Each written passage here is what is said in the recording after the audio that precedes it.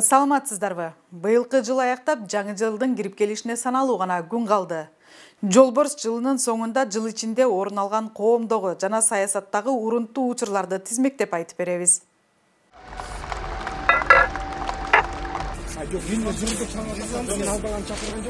Ана мана сайып атканда аны байкабайсың да. Кол тийип кетти да төгүлүп кетти. Сизден чочулагыдай сиз кимсиз? Бөжөкөсүзбү? Мени пиширип жегиле, колуңардан келсе.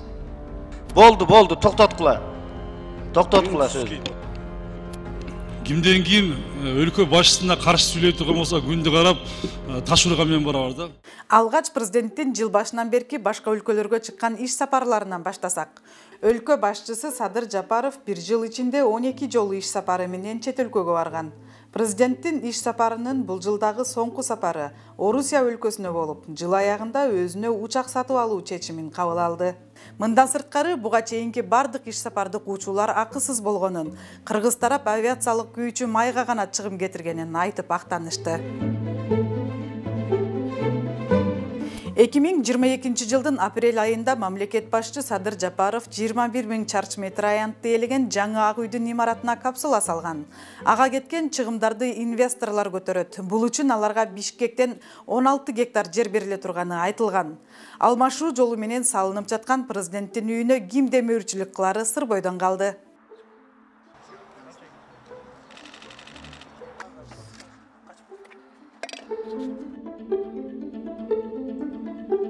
2022 жылдын 17 мартында Орусиянын Кыргызстандагы элчилигинин алдына митингге чыккан укук коргоочулар Өндүрүш Токтонасыров, Динара Ашрахунова, Азиз Абдирасуловаларды Бишкектеги 1 май райондук сотуна жеткиришкендигин эсиңиздерге салалы. Ага себеп Украинаны колдоо максатында акцияга чыкканы болду. Аларга 2 берене, майда бейбаштык жана тартип сакчыларына моюн сунбоо боюнча айып тагылган. Мындай окуя кайрадан октябрь айында кайталанып, жарандык активист Өндүрүш Токтонасыровду Орусиянын элчилигинин имаратынын алдына согушка каршы деген акцияга чыккан үчүн милиция алып кеткен.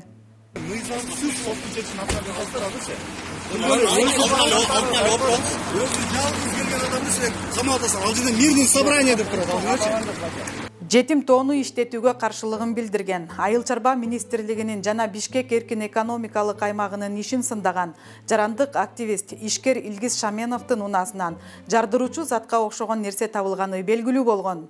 Ал ага чейин УКМКда суракта болгонун, куугантыкка кабылып жатканын айтып чыккан. Азимовдун алдына супермаркетте келип машинанын мойкасына токтотуп алган киргенбиз да.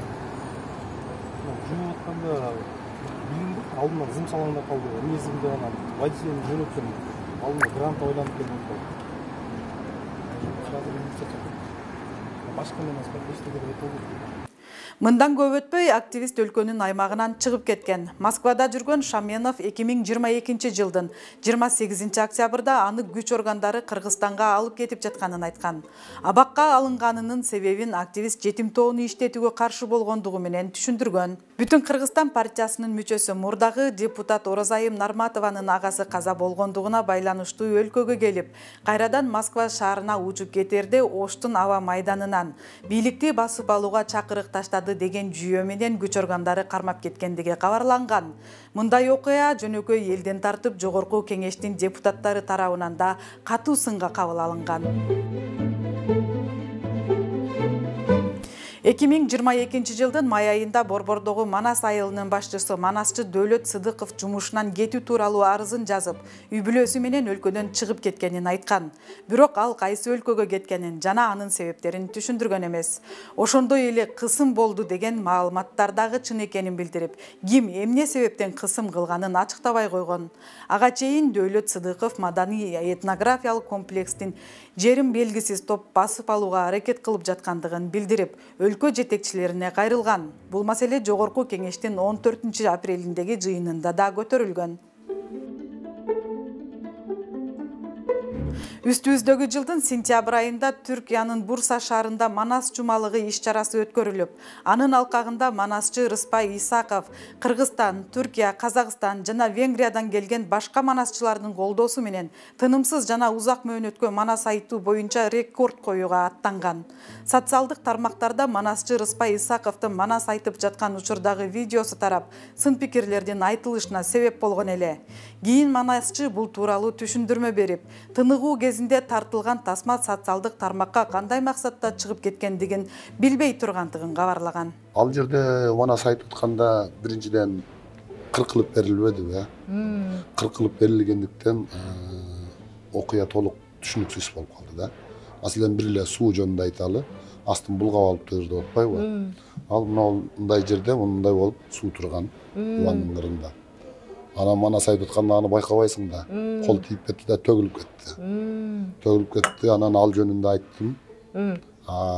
Төгүлүп кеткенин сууну көргөзбөйт дагы, бул жакта арчып атканын көргөзүп туруп, анан кийин эмне деп актана аласың да бул нерсегечи. 2022 жылдын 20 январында Борбордук шайлоо комиссиясы Орозайын Нарматованы депутаттык мандатынан ажыраткан. Буга Нарматованын жогорку билими тууралуу диплому мыйзамсыз алганы жөнүндө УКМК менен Билим берүү жана Илим министрлигинин маалыматы негиз болгон. Ушундай эле мандатынан ажыратуу маселеси Бүтүн Кыргызстан фракциясынын лидери депутат Адахан Мадумаровго карата дагы жүргүзүлүп, бирок кесиптештери депутатты жоопко тартууга макулдугун бербей коюшкан. УКМКнын төрагасы Камчыбек Ташиев жогорку кеңештин жыйынында колуңду сындырып коем деген сөзү коомчулуктун катуу талкуусын жаратты. Мындай сөздү айтууга Мадумаровдун сөөмөй көрсөтүп сүйлөгөнү себеп болгон. Түшүнүктүү болуш үчүн айта кетсек, Ташиев Мадумаровду парламенттин трибунасы аркылуу УКМКнын кызматкерлерин каралап жатат деп айыптаган. Ал учурда жыйында отурган Мадумаров ага сөөмөй кезеп жооп берип, бирок анын микрофону өчүк болгонуна байланыштуу эмне деп айтканы угулбай калган. Ошондон азыраак сүйлөшөлүк, тилим барда эле сүйлөй бербестен. Жооп бересиз бардыгына. Жакшы, рахмат. Колуңду кезебеген, колуңду сындырып коем. Колуңду сындырып коем, биринчиден, экинчиден. Бул чыр ошону менен эле аяктап калган жок. Кемпир-абад маселеси каралып жатканда УКМКнын төрагасы депутаттардын суроолоруна текеберленип жооп берип, айрымдарын бөжөкөгө, кээ бирин кекиликке теңеди. Ал эле эмес, депутатты сөгүп да жиберди. Сизден чочулагыдай сиз кимсиз? Бөжөкөсүзбү?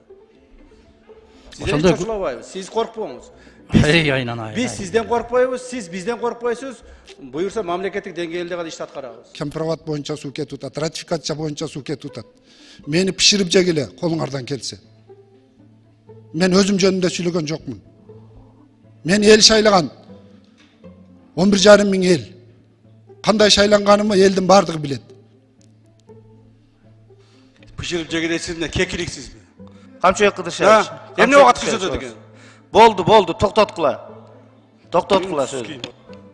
Депутат менен төраганын кайым айтышуусу уланып жаткан учурда кайдан жайдан эле Ташиевдин таламын талашкан болушчаак депутат аз жерден Бакиров менен мушташып кете жаздады.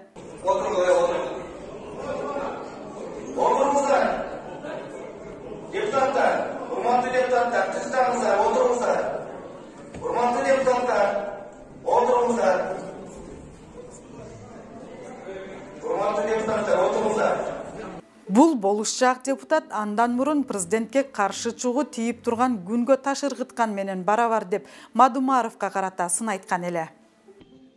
Кимден кийин өлкө башчысына каршы сүйлөй турган болсо күндү карап таш урган менен барабар да. Ал таш өзүңүзгө тийиши мүмкүн. Мындай кичине бир сыйлап мамлекетке ушундай биздин өлкө башчыда эч ким 30 жылда эч ким андай жакшы иштерди алып барган эмес. Мына күч.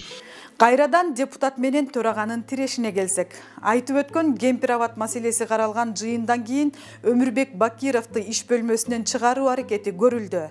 Бирок бул амалдан жыйынтык чыкпай калгандай, кийин аны кылмыш жоопкерчилигине тартуу үчүн мандатынан ажыратуу сунушу айтылды. Бакиров өзү бул кадамды басым деп баалады. Бул басым эме анан эмне? Түздөн түз басым болуп атпайбы? Бир жыл мурдакы шайлоо кездеги арыздарды 1 жылдан кийин карайт деген бул түшүнүк жок да, бул түшүнүк жок. Эми УКМКнын төрагасынын парламенттин жыйынына 2 жашык атуучу куралды алып келгендиги тууралуу кеп кылсак.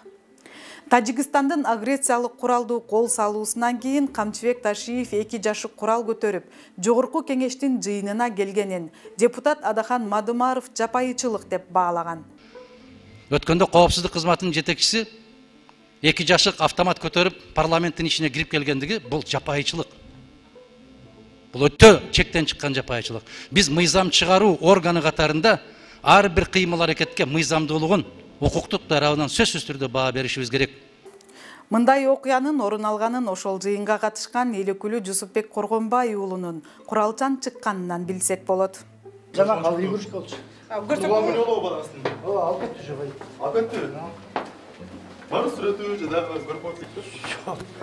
Бул маселеден көп өтпөй Талант Мамытов төрагалык кызматынан кетти. Себебин парламентте болгон окуяга байланыштырган. Мен жеке өзүм чечим кабыл алдым. Бул менин жекече чечимим. Ага себеп болуп билесиздер, жакында парламентте окуя болду. Бардыгыбыз бул жерде өз ыктыяры менен каалагандар Баткенге бардык. Жогорку кеңеште орун алган ызычуулардын көбөйүп кеткендигине байланыштуу депутат Марлен Маматалиев кесиптештерин өз ара сүйлөшүп алууга чакырды. Ал коомчулуктун парламенттик жыйынын Домдубага салыштырып жатканын айтты. Күндө шоу, күндө скандал. Сыртта ошентип айтып калышты, шоу башталды депчи. Жоксо бир жаман бир передача бар экен Домдуба башталды деп калышты. Кайрылууну туура эмес түшүнүп алган эл өкүлү Шайлообек Атазов Маматалиевке карата жооп узатты. Ал жерде кесиптештерибиз шоу деп атпайбы? Алар Акылбек Жапаровго кирип, көрүнгөн жерге кадрларын коюп, өкмөт менен ыймалашып отурат. Табакташ. Аларга шоу. Мындан кийинки өкмөттүн өкүлдөрү менен депутаттардын пикир келишпестиги Бишкек шаарын түтүн каптап кеткендигинен келип чыкты. Аны жоюуда алгылыктуу иш алып барылбай жатканын бир катар эл өкүлдөрү сындады. Алардын катарында Элмурза Сатыбалдиев болуп, Бишкектин мэри Эмил Абдыкадыров экөө кайым айтышты. Мен билем, президент баа берет ошого. Мен билем, президент сизге ишенет. Сиз дагы ишенесиз. Ал эми тар чөйрөдө деле, кенен чөйрөдө деле айтылып турат. Өзүңүз айтып шаар болбой калды деп кеткенге ыктыярыңыз барбы? Андай оюмда жок. Мен Бишкек шаарына 9 ай болуп калды иштегеним. Буйрулса астыда жана айтып кеткен программалардын баарын ишке ашырайын деген планым бар. Мэрлер деген 5 ай, 6 ай же 1 жыл иштеш керек эмес, жок дегенде 3 жыл, 5 жыл иштеш керек. Себеби мунага чечилбей калган маселенин баары ошондон болуп атат. Мен чыгарат элем. Мен баштаган ишимди аягына чыгарышым керек. Мына мектептерди бүтүрдүк, эмки мусор завод бүтүрөбүз, автобустарды, электробустарды алып келебиз. Астыда чоң пландар бар. Сиздер менен чогуу иштешкенге даярбыз. Жакында эле 15 декабрда жогорку кеңештин жыйынында төрага Нурланбек Шакиев министр айымга орус тилинде баяндама жасоого уруксат бербей, кыргыз тилинде айтууну талап кылды. Баарынын кызыгы министрдин төраганын суроосуна берген жообу болду. Все время идут споры. Сиз кимден уруксат сурадыңыз орусча даярдаганыңды? Эмне үчүн кыргызча эмес? У депутатов спросила разрешение. Кимден? Ким уруксат берди сизге? Төрагадан. Кайсы төрага? Сизден. Мен качан, мен азыр көрүп атам. Бизде бул жерде тартип ушундай мамлекеттик тилде жасашыңар керек.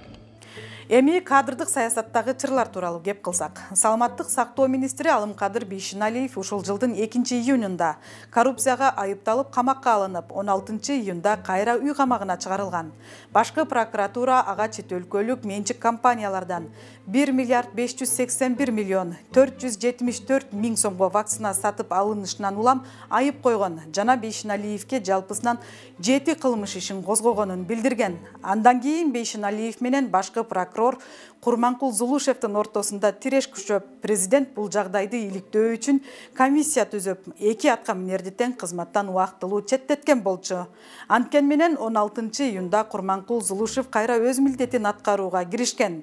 Арадан 2 ай убакыт өткөн соң 16 августта Бейшеналиевке вакцинага байланыштуу козголгон кылмыш иши токтотулганы белгилүү болду. Ички иштер министрлиги кылмыштын курамы жок болгондуктан ушундай чечим чыгарганын белгилеген. Анын эртеси 17 августта Саламаттык сактоо министри кызматынан убактылуу четтетилген Алымкадыр Бейшеналиев кайра өз иш ордуна барууга даяр экенин билдиргени менен кызматына кайтууга президент тарабынан уруксат берилген жок.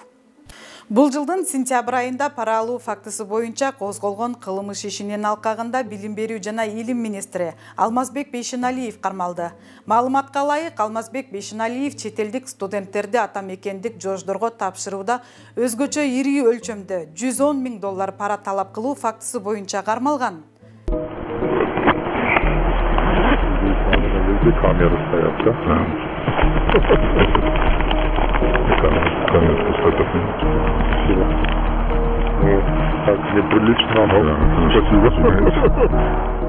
Өтүп бараткан жылдын май айында коррупция беренеси менен кармалып, кайра тез эле үй камагына чыккан. Дастан Трансулуттук корпорациясы ачык акционердик коомунун мурдагы башчысы Алексей Ширшовдун түнкү Бишкекти бир нече унаанын коштоосунда кыдырганы коомчулукта талкуу жараткан.